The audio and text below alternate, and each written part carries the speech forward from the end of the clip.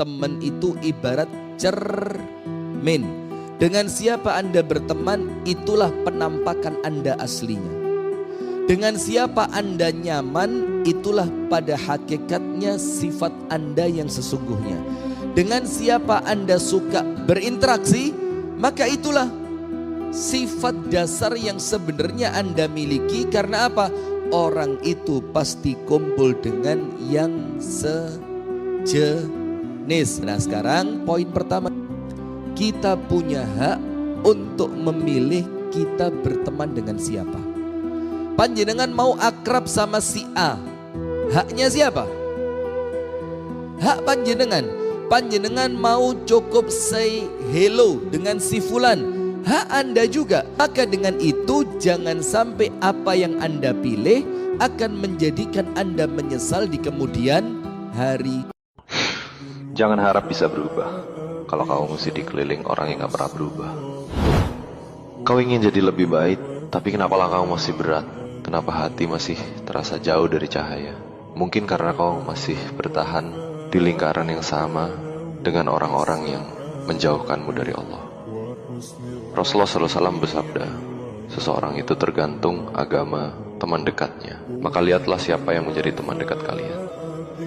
Teman itu seperti parfum. Kalau kau dekat dengan penjual minyak wangi, kau bisa ikut wangi, atau setidaknya mencium harumnya.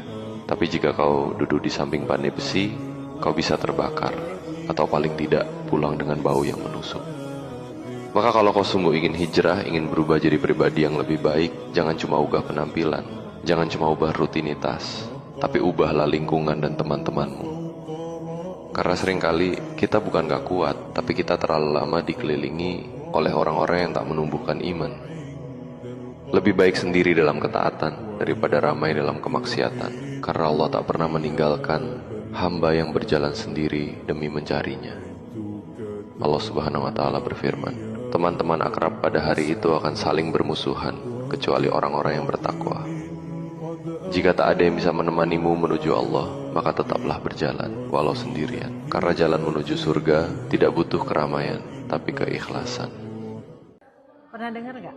Nasibmu kelak ditentukan oleh 5 orang terdekatmu. Jadi orang-orang di sekeliling kamu itu mencerminkan nasib kamu kelak. Mereka tuh semua berperan penting di dalam menentukan siapa dan apa yang akan kamu capai dalam hidup. Kenapa demikian? Karena setiap orang itu memancarkan energi yang menular. Kalau kamu bergaul dengan penjual bunga, ya kamu akan harum seperti bunga. Jika kamu bergaul dengan perokok berat, kamu akan terkena bau asap rokok. Jadi kalimat sederhana yang sangat penting, yang penting kalian ingat adalah pergaulanmu menentukan nasib hidup.